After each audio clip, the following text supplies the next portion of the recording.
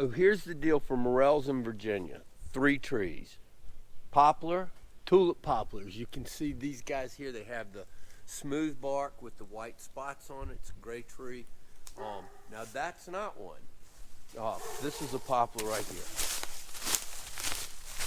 Poplars get a little tulip on them. It's a flower and they'll fall down and you'll see them. They're like red and yellow and tan in color when they fall off. So tulip poplars are the main tree. Elm trees are the other tree, but the thing with elms is there's not very many anymore. So dying elms is about what you find these days. I have a big elm over here in my field that never got sick. It's in great shape. And then apple trees. The apple orchards always have them. And that's the 3 trees in Virginia. But so what we're looking for in the early part of the year is where the sun rises in the east and sets in the west. Right? So that sunlight is going to be hitting certain areas first in the year, so it'll be warmer there, and that's where you start. So we always look on the southern and eastern exposures of hillsides to start. This hillside's kind of northern exposure, but because of the way the sun comes across here and hits down in here, we get plenty of sun.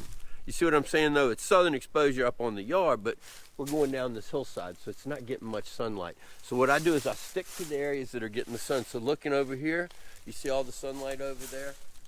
That's where the morels are going to start. They're going to go where the soil temperatures are warm first. So they like about 50 to 52 degrees, somewhere in there, ground temperatures to make a fruit set.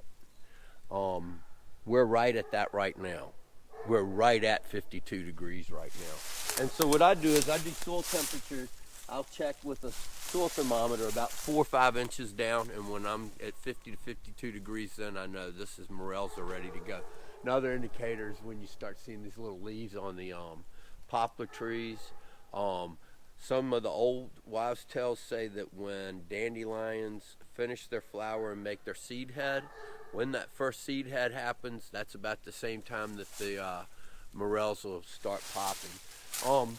And morels get all the hype. They're the first big forage mushroom for the year, but there's other mushrooms that are, in my opinion, just as good to find this time of year. And one of them's dryad saddle. It tastes like melon. If you cook it, saute it right, it's like warm melon in a plate, and I love it with pasta.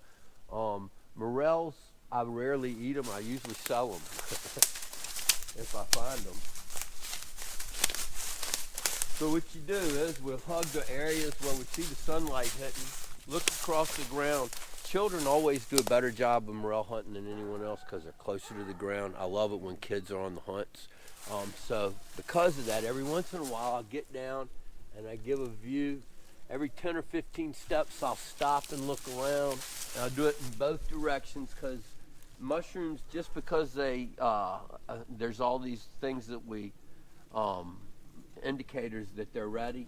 Mushrooms don't follow anybody's rule book. They kind of happen when they want to, where they want to. So you always want to walk where you've walked. You want to stop and turn around. If you find one morel, usually if you stop and look around, you'll realize you've been walking over them already.